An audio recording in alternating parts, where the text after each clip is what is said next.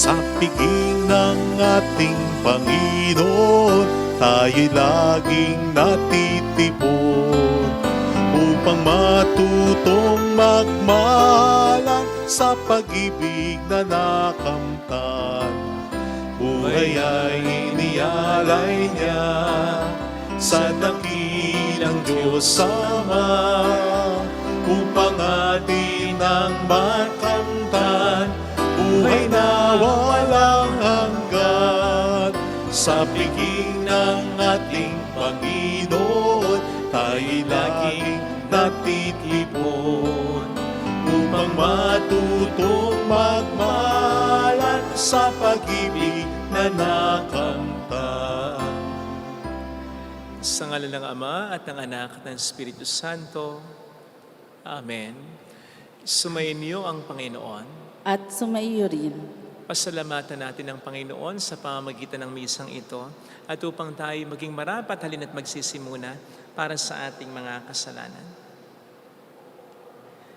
Tayo pong lahat, inaamin ko sa makapangyarihang Diyos At sa inyo, mga kapatid, na lubha akong nagkasala sa isip, sa salita at sa gawa, at sa aking pagkukulang, kaya sinasamo ko sa mahal na Birheng Maria, sa lahat ng mga anghel at mga banal, at sa inyo, mga kapatid, na ako'y ipanalangin sa Panginoong ating Diyos. Kaawaan tayo na mapagmahal na Diyos, patawarin sa ating mga sala, at patnubayan hanggang sa buhay na walang hanggan. Amen. Panginoon, kaawaan mo kami. Panginoon, kaawaan mo kami. Kristo, kaawaan mo kami. Kristo, kaawaan mo kami. Panginoon, kaawaan mo kami. Panginoon, kaawaan mo kami. Iyuko natin ang ating ulo. Maaaring ibulong sa Panginoon ang ating intensyon. Pakisama po sa dasal ang mga OFW, lalo na yung mga nagkakaproblema ngayon sa Middle East at sa Amerika. Pagkasal natin ang paglakas ng mga may sakit, gayon din ang mga nag-aalaga sa kanila.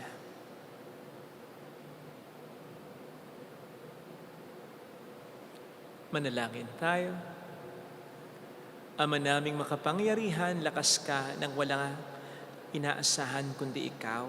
Ang pagluhog namin ay iyong pagbigyan sapagkat kami mga tao lamang na pawang mahihina kapag iyong iniwanan. Kaya naman kami lagi mong tulungan upang sa pagtupad ng iyong mga kautusan, ikaw ay aming mabigyang kasiyahan sa aming iniisip at ginagawa araw-araw.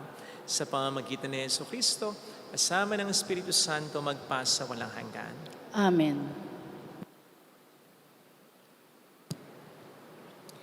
Ang salita ng Diyos mula sa ikalawang sulat ni Apostol San Pablo sa mga taga-Korinto. Mga kapatid, yamang marami ang nagmamapuri tungkol sa mga bagay na makalupa, ako man ay magmamapuri. Kung may nakapagmamapuri, ako'y magmamapuri din.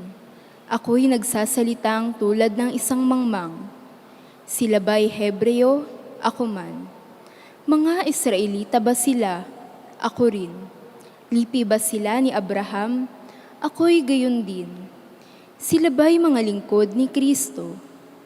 Nagsasalita akong waring isang baliw, ngunit ako'y mas mabuting lingkod ni Kristo kaysa kanila. Higit ang aking pagpapagal, makailang ulit akong nabilanggo, hinagupit ng napakaraming beses at madalas na nabingit sa kamatayan. Makalima akong tumanggap ng 39 na palo mula sa mga Hudyo. 3 ulit akong naranasang hagupitin ng mga Romano at minsang binato. Makahitlo kong naranasang mawasak ang barkong sinasakyan at minsay maghapot magdamag akong lulutang-lutang sa dagat. Sa malimit kong paglalakbay, nasuong ako sa iba't ibang panganib, sa mga ilog, sa mga tulisan, sa mga kapwa ko Hudyo at sa mga hintil. Mga panganib sa lungsod, sa ilang, sa dagat, sa mga mapagkungwaring kapatid.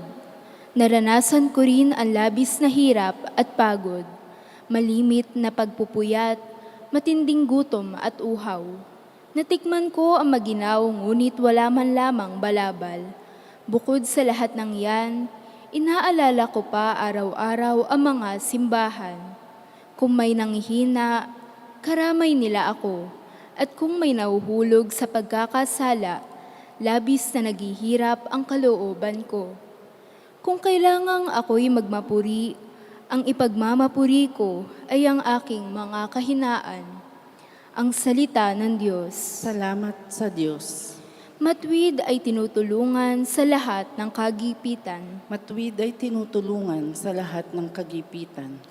Panginooy laging pupurihin, sa pasasalamat di ako titigil. Aking pupurihin kanyang mga gawa, kayong naaapi, makinig, matuwa. Matuwid ay tinutulungan sa lahat ng kagipitan.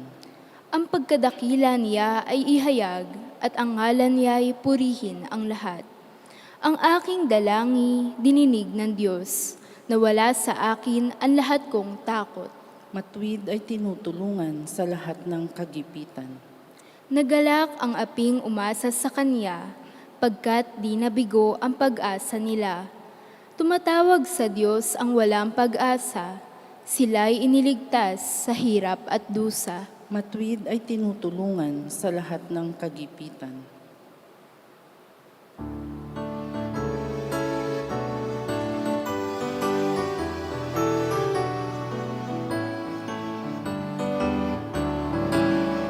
Hallelujah, Hallelujah, Hallelujah.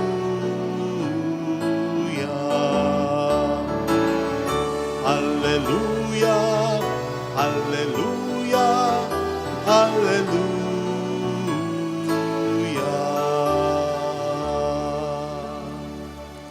Sumainyo ang Panginoon. At sumaiyo rin, Ang mabuting balita po ng Panginoon ayon kay San Mateo.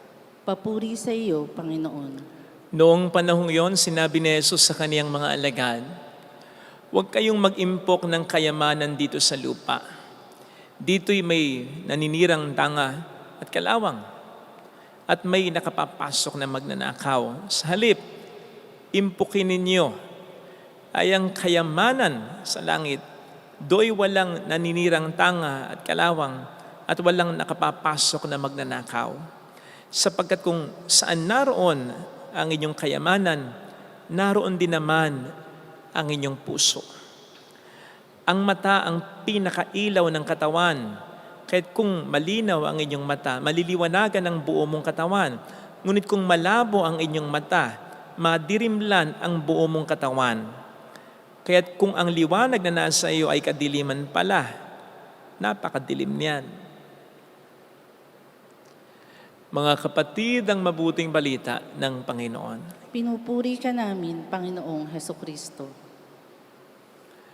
Welcome sa Our Lady of Lasal at Quasay Parish, kung saan ayos lang umiyak at samahan tayo ng mahal na ina sa pag-iyak at sa pagdarasal upang maging maayos ang lahat. Narinig po natin sa ating mabuting balita ang utos ng ating Panginoon sa atin na huwag daw tayo mag-iimpok ng kayamanan dito sa lupa. Sa halip, mag-impok tayo ng kayamanan sa kalangitan. Alam nating lahat, ang isa sa pinakalayunin ng pag-iimpok, yun ay upang meron tayong mabunot pagdating ng panahon. Sapagkat ang sabi nga ng kasabihan, ang taong may iniimpok, siyang may mabubunot. Kapag walang inimpok, walang mabubunot. Sa pagsasabi ng Panginoon sa atin na huwag tayong mag-iimpok dito sa lupa, I don't think na sinasabi niya sa ating huwag na tayong mag-ipon at least, lalo na ng ating emergency fund. Papaano kung mga ilangan tayo pagdating ng panahon? Mga abala pa ba tayo ng iba? Aasa pa ba tayo sa iba? Baka naman maging applicable naman sa atin yung isa pang kasabihan, ubos-ubos biyaya, bukas nakatunganga. Wag naman. Ang sinasabi lang sa atin ng Panginoon dito ay gwardyahan natin ang ating puso. Sapagkat ang sabi niya dito, kung saan naroon ang inyong kayamanan, ang itinuturing nating yaman, ang itinuturing nating mahalaga sa ating buhay, nandun din ang ating puso. Sa madaling salita, gwardyahan natin ang ating puso na huwag nitong mahalin, masyadong pahalagaan ang kayamanan. So much so na masyado na nating i-prioridad yan. Maging topmost priority natin yan. Iyan ang ating iwasan. Sapagkat alam po natin, ang kayamanan ay nakapanlilin lang Mayroon itong kakayanan na akitin ng sinuman. Mayroon itong kakayanan na paibigin ang sinuman. Mayroon itong kakayanan na diktahan ang sinuman, na siya'y pahalagahan higit pa sa sinumang tao. Minsan higit pa sa Diyos. At yun ang sinasabi ng Panginoon sa atin na huwag nating hayaang mangyari. Na dahil sa kayamanan ay gumawa na tayo ng masama. Na dahil sa kayamanan ay maging sakim na tayo. Na dahil sa kayamanan ay maging mayabang na tayo. Na dahil sa kayamanan ay maging mainggitin na tayo. Na dahil sa kayamanan ay maging mukhang pera na tayo. Hindi kataka-taka na sa Biblia po, sa lahat ng mga topics, ang kayamanan ng isa sa pinakamaraming beses na binabanggit o natakil ng ating Panginoong Jesucristo. Pero yung mga instances na ito ay hindi meant to condemn wealth, but to teach us the proper ways how to handle wealth. Dahil sabi nga natin, kapag hindi natin ginamit ang pera ng wasto, tayo ang siyang gagamitin nito. At sa Ebanghelyo, tinuturuan tayo ng Panginoon kung paano ito gagamitin ng wasto. Ang sabi niyo dito, store up for yourselves treasure in heaven. Mag-impok kayo ng kayamanan sa kalangitan. Sa papaanong paraan? Well, alam naman po natin, yung palasak na sa kasabihan, wala tayong madadala sa hukay. Iiwan natin ang ating mga kayamanan. In that case, masasayang lang ang mga yan, lalo na kung pag-aagawa-gawan lang. Ang sinasabi sa atin, hindi man natin madala ang kayamanan sa hukay, pwede natin itong dalhin in advance. Yes, sa kalangitan, diretsyo na sa kalangitan. At ito'y sa pamamagitan ng paggawa natin ng maraming kabutihan sa pamamagitan ng ating mga yaman. Pag sinabing yaman dito, hindi lang ito pera, yaman din ang buhay natin. Mahalaga din ang panahon natin. Yaman din ang talento natin dahil mahalaga rin naman ito. Yaman din yung pagmamahal natin, yung pakikisama natin. Kung gagamitin natin ang mga yaman na ito para sa kabutihan, hindi man natin ito madala sa hukay. Hindi ito mawawala sapagkat ito ay madadala natin in advance sa kalangitan. O hindi ba? Yun ang sabi niya sa Ebanghelyo ayon kay San Lucas 16 verse 9. Gamitin niyo sa pakikipagkaibigan ang kayamanan ninyo upang maubos man ito, may tatanggap sa inyo sa buhay na walang hanggan. Ito ay patungkol sa isang talinghaga na tampok ang isang katiwala na naramdaman at nalaman ng palalayasin siya ng kanyang amo.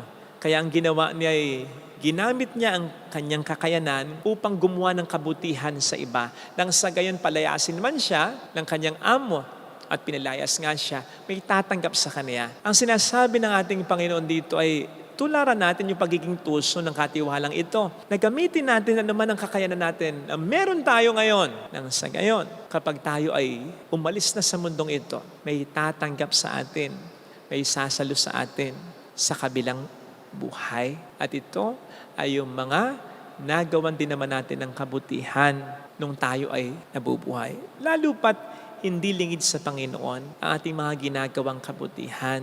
Ito, balang araw, ay Kanyang gagantihan. Narinig niyo na siguro yung kwento o yung pagsasabi na kapag tayo gumagawa ng kabutihan ay para bagang nagpapadala na tayo ng mga materyales sa kalangitan na pampagawa ng ating mga tahanan. Sinabi kong parang at in-emphasize ko yung parang dahil ito'y paglalarawan lang naman na hindi po pwedeng sakupin o i-describe ang buong katotohanan. Katulad ng katotohanan, ang buhay na wala hanggan at ang tahanan natin sa kalangitan ay hindi naman base sa ating mga ginagawang kabutihan. Sapagkat ang sabi nga sa Biblia ay minahal na tayo ng Diyos kahit matayo'y mga makasalanan. Kaya lang, alam din naman natin, katulad ng sinabi ko last Wednesday, na gagantihan ng Panginoon ang ating mga kabutihan. Iba pa rin siyempre yung quality ng pagmamahal ng Diyos sa mga sumusunod sa Kanya. Hindi dahil sa may paborito siya, kundi dahil silang mga sumusunod sa Kanya ang siyang mas mag-enjoy lang talaga, mas makararanas lamang talaga ng pagmamahal niya. Kaya't kung tayo sumusunod sa Diyos sa aspeto ng pagbibigay, bibigyan niya rin tayo ng biyaya, siksikliglig at umaapaw, kumpara sa mga hindi nagbibigay. Kaya nga pagpasok daw natin sa kalangitan, ano nga ang sasabihin ng Panginoon sa atin? Well done, good and faithful servants. Oh, well done. Ibig sabihin, may pinagawa siya na ginawa natin. Servants. Sapagkat tayo mga katiwala lang. Katiwala lamang tayo ng ating kayamanan. Katiwala din tayo, hindi lang ng pera, kundi ng buhay natin, ng talento natin, ng panahon natin, ng anuman, ng kakayanan natin. At dahil katiwala tayo, pinagkakatiwalaan tayo ng Panginoon na ibabalik natin ito sa Kanya ng may interes, ng may bunga, ng may kita. At yun ay sa pamamagitan nga po ng ating mga ginawang maganda. Yun ang investment natin, maaaring dito sa lupa, kundi lalo na sa kabila. Kaya itanong natin, saan ba tayo nag-iimpok? Ito ba sa lupa o sa kabila? Tandaan natin ang maliwanag na sinabi sa atin ng Panginoon. Walang kasiguraduhan na mga iniimpok natin dito sa lupa. Pwedeng manakaw, pwedeng masira. Ngayon, nakikita natin ang posibilidad na po pwede rin tayong maging biktima ng gera. Pag nagkagera, saan mapupunta yung yaman natin? Siyempre, ang posibilidad na araw-araw po pwede tayong mamatay. Iiwan talaga natin yan. Sana, gamitin na po natin ng wasto habang maaga. Mag-invest na agad tayo sa kalangitan sa pamamagitan ng mga yaman yan upang hindi ito masayang. Ito sana ang hilingin nating biyaya sa ating banal na pagdiriwang. Ilagay natin ang ating kanang kamay sa tapat ng ating puso.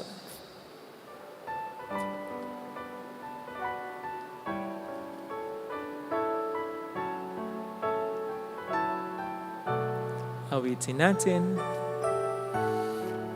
Alam kong may magagawa ang Diyos.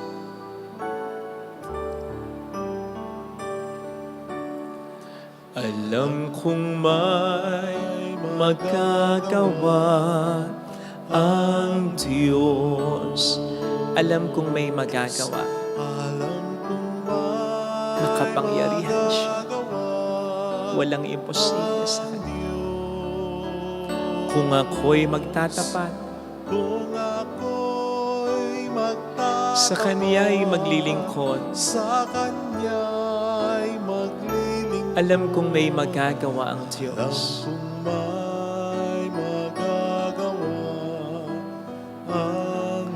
Alam kong di ringkin ng Diyos ang samo ko, sapagkat mahal niya ako. Alam kong di ringkin ng Diyos ang samo ko, sapagkat alam niya rin naman ang pinagdaraanan. Kung ako'y magtatapat, sa Kanya'y maglilingkod, alam kong di ringkin ng Diyos ang samo ko. Pikit natin ang ating mga mata. Panginoon, tulungan mo ko na maging alipin ng kayamanan. Pahalagahan ko pero hindi sa punto na ipagpapalit ko ang relasyon ko sa iyo o ang relasyon ko sa sino mang tao. Tulungan mo akong gamitin ito ng wasto at hindi ako ang gamitin ito. Tulungan mo akong ikabit, iasa sa iyo ang seguridad ko, hindi sa kayamanan.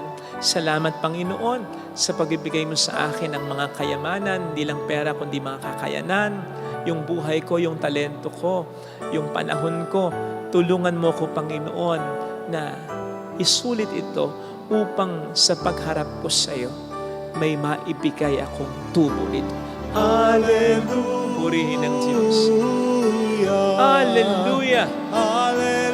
Pasalamatan siya. Siya ay muling babalik sa atin.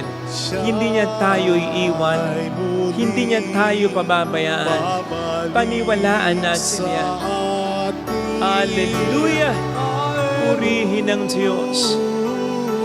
Hallelujah! Sa takdang panahon, babalik ang Panginoon upang tayo ay kunin. Tapat siya sa Kanyang mga pangako sa atin. Sabihin mo sa sarili mo, mayroong magandang mangyayari sa iyo. Higit pa sa inaasahan mo sapagkat napakayaman ng Diyos. Hindi mo masusukat ang Kanyang kayamanan. Kaya lang sana maunawaan mo muna na ikaw ang Kanyang pinakayaman. Sana siya rin ang maging pinakayaman mo. Na ang matanggap siya na ang mapalapit sa Kanya ang siyang maging pinaka at hikain ng buhay mo, pinaka maging layunin mo, at buong puso niyang ibibigay ang kayamanan. Papuri sa Ama at sa Anak sa Espiritu Santo. Kapara na sa unang-una ngayon, magpakailanman at magpasawalang hanggan. Amen. Pag-aalay.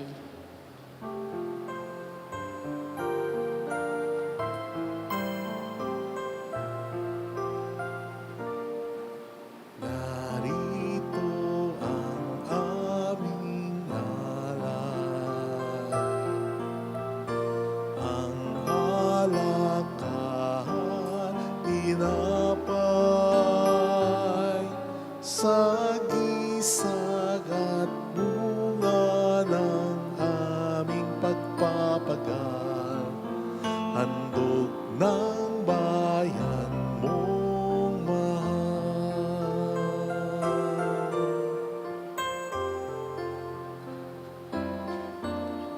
Laan na alay sa iyong palad, buhay namin pagsisikap,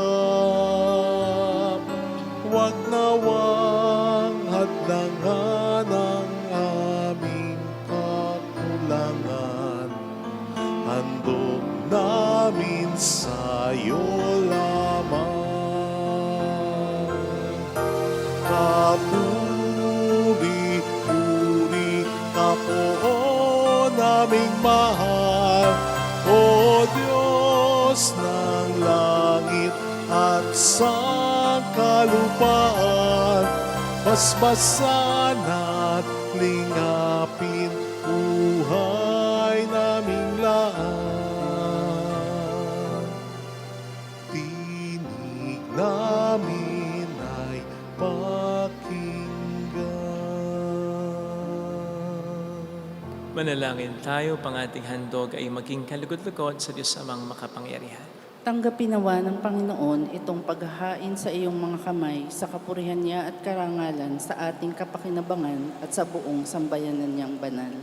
Ama naming lumikha, kami ginawa mong may angking katauhan na dapat pakanin at pangalagaan, at yung dinudulutan ng banal na pakikinabang, ipagkaloob mong kami huwag magkulang sa mga inukol mo para sa aming kapakanan. Sa pamamagitan ni Jesucristo, sama po ang Espiritu Santo magpa sa walang hanggan.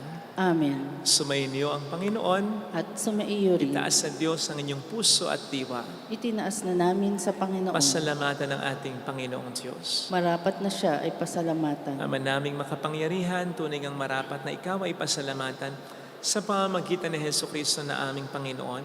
Siya ay naging kapwa naming maasahan upang may mangunang umako sa pananagutan dahil hangad mong magbago ang kinamihasang pagkakanya-kanya ng sangkatauhan. Bunga ng pagtitiis siya ay nanaig at ang kamatayan ay kanyang nalupig, kaya't siya ang aming daan para aming masapit ang iyong tapat at maasahang pag-ibig. Kaya kaisa ng mga anghel na nagsisiawit ng papuri sa iyo ng walang humpay sa kalangitan, kami nagpupunyi sa iyong kadakilaan. Santo, Santo, Santo, Panginoong Diyos ng mga hukbo, napupuno ang langit at lupa ng kadakilaan mo. O sana sa kaitaasan, pinagpala ang naparirito sa ngalan ng Panginoon.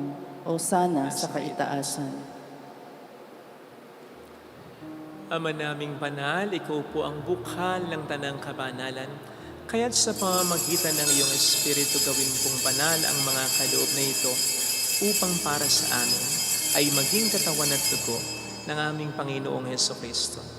Bago niya pinagtiis ang kusang loob na maging handog, hinawakan niya ang tinapay, pinasalamatan kaniya, pinaghati-hati niya iyon, iniabot sa kaniyang mga alagad at sinabi, "Tanggapin ninyong lahat ito at kanin. Ito ang aking katawan na ihahandog para sa inyo."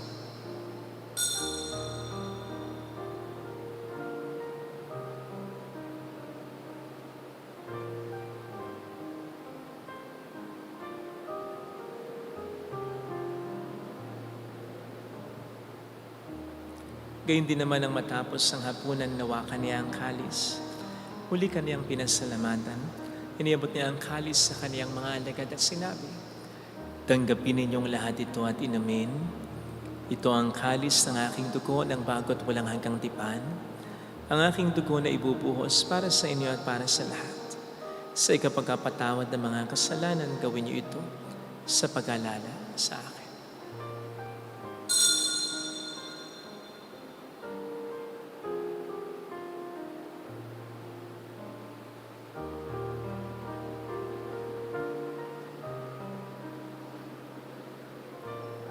Ipagbunyi natin ang misteryo ng ating pananampalataya.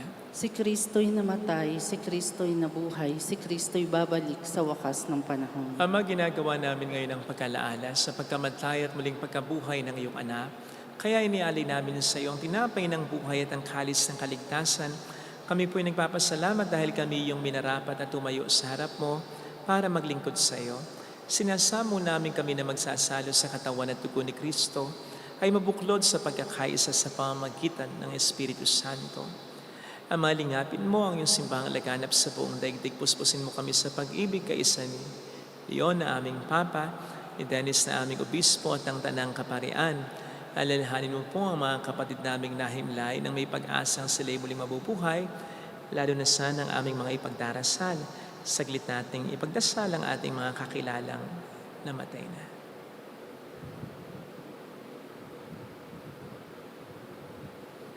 Kaawaan mo sila at patuloyin sa iyong kaliwanagan.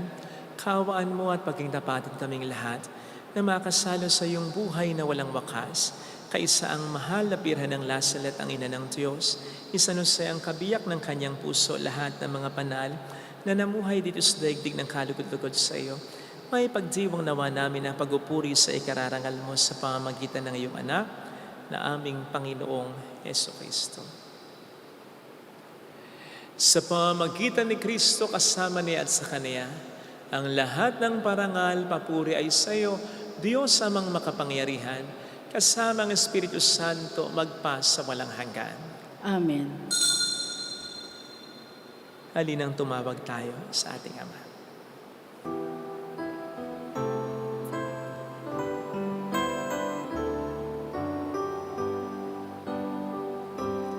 Ama namin, sumasalangit ka, sambahin ang ngalan mo, mapasa amin ang kaharian mo, sundin ang loob mo dito sa lupa para ng sa langit.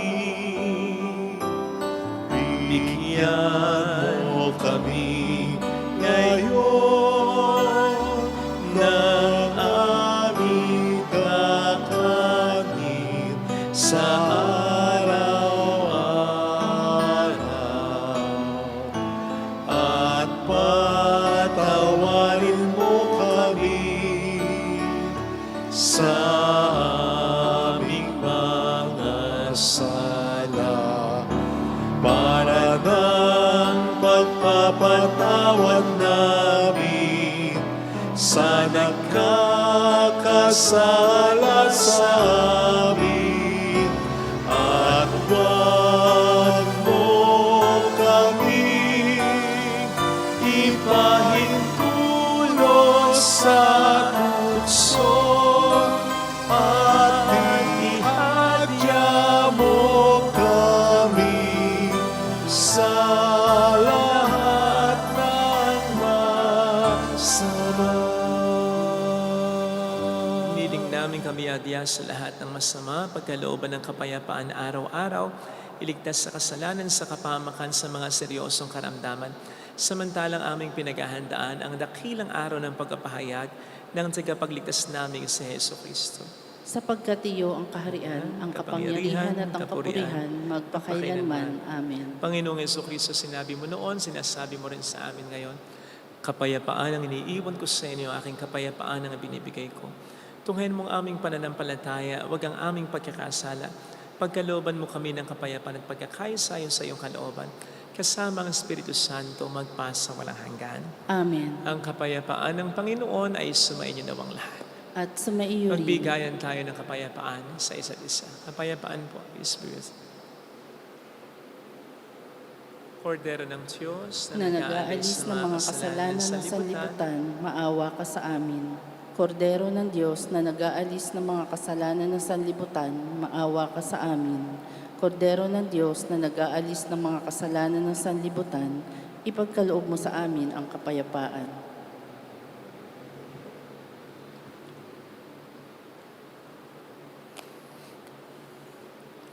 Narito sa harap natin ng Panginoon ang ating buhay at kaligtasan. Mapalad tayong inaaneyahan. Panginoon, hindi ako karapat-dapat na magpatuloy sa iyo, ngunit sa isang salita mo lamang ay gagaling na ako.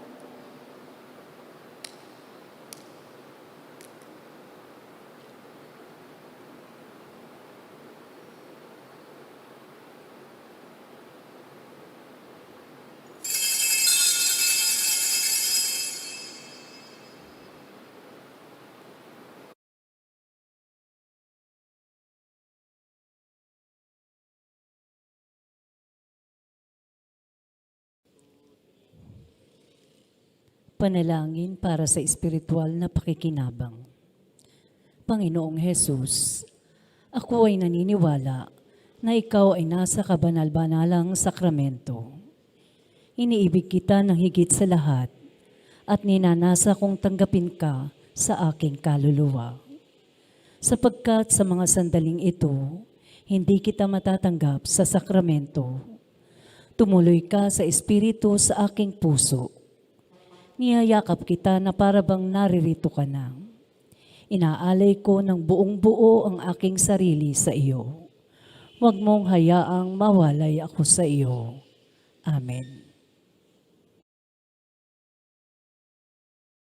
Ang tanging kong yaman ay mabuhay sa pag-ibig.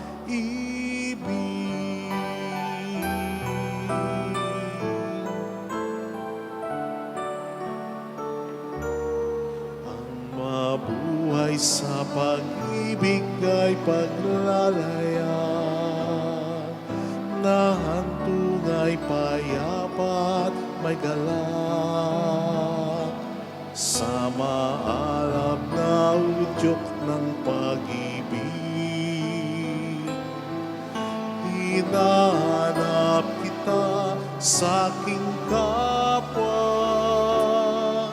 ang siyang tanging tumatanglaw, bituin sa aking patnubay, diwa sa paglalakbay, sandigan lakas at tibay, laging awit ang sagisag, ang mabuhay sa pag-ibig. Ang tanging kong yaman ay mabuhay sa pag-ibig.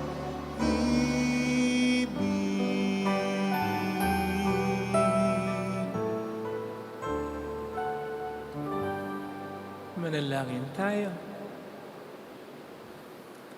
Ama naming mapagmahal, ang pinagsaluhan naming banal na pakikinabang na nagpapahiwatig ng iyong pakikiisa sa tanang naritong nakikipagdiwang ay magdulot nawa ng pagkakaisa sa iyong sambayanan sa pamamagitan ni Jesucristo, kasama ng Espiritu Santo magpa sa walang hanggan. Amen. Holy God, Holy Mighty One, Holy Immortal One. Have mercy on us and on the whole world. Holy God, Holy Mighty One, Holy Immortal One. Have mercy on us and on the whole world. Holy God, Holy Mighty One, Holy Immortal One. Have mercy on us and on the whole world. Jesus, King of Mercy, We trust in you. alalahanin. Alalahanin, O mahal na Birhen ng Lazaret, ina ng pag-asa, ikaw nagpaalala sa aming magbalik loob sa Ama. Ito nagpapatunay na ang kagandahang loob mo'y nanatiling busilak sa pag-aaruga mo sa amin, tungkulin mo'y tinupad. Sa paanan ni Kristo'y itinuring mo kami mga tunay mong anak, kaya ninais mong ni Isay wag mapahamak. maging sa iyong walang tigil na pananalangin, pati luhay pumatak. Huwag namang mawala ng saysay ang iyong paghihirap. Hiling nawa namin sa iyo, o aming inang liyag, na matapos ang pakikibaka namin sa mundong ito, at sa pananatili naming tapat kay Kristo, sa kapurihan mo'y makibahagi kaming ganap, upang kung nasaan ka ngayon ay maparoon din kaming lahat. At ang kaganapan ng kaluwalhatian ng Diyos Amay, tuluyang matupad siya nawa. Mahalabiran ng lasal at tagapagkasundo ng mga makasalanan. Ipanalangin mong walang patid, kaming mga dumudulog sa iyo. Maraming salamat po sa inyong pakikiisa at sa mga tulong na binibigay po ninyo. Dalangin ko ang mga tulong na ito ay maging counted sa kalangitan, maging investment ninyo sa kalangitan, sapagkat sa mga tulong ninyo, marami talaga ang nakikinabang. Marami ang hindi lamang nanonourish, kahit nga ang katawan, kundi lalong-lalo na ang kaluluwa. Partikular na po sa mga chapels na pinapagawa po ng Panginoon sa pamamagitan ng kagandahang loob ninyo. Salamat po ng marami at uli dalangin ko ang Panginoon ang siyang gumanti sa kabutihan niyo. Di man sa buhay na ito, kundi mas lalo na sana sa kabila. Salamat po. Sumayin niyo ang Panginoon. At sumaiyo rin. Pagpalain kayo kasama ang ating pamilya na mapagmahal na Diyos, ng Ama at ng Anak, ng Espiritu Santo. Amen. Umayo tayo sa pag-ibig ni Kristo. Salamat sa Diyos. Salamat din po.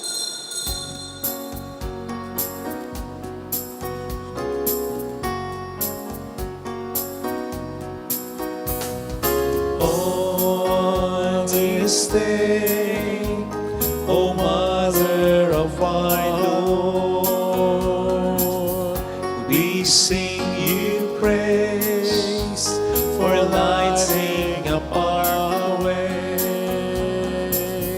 Your tears did soften up the hearts of men, and they still do today. May our love for you bring comfort in your pain. On this day, O Mother of our Lord, we sing you praise for lighting up our way. Your tears did soften up the hearts of men, and they still do today. May our love for you bring comfort in your pain.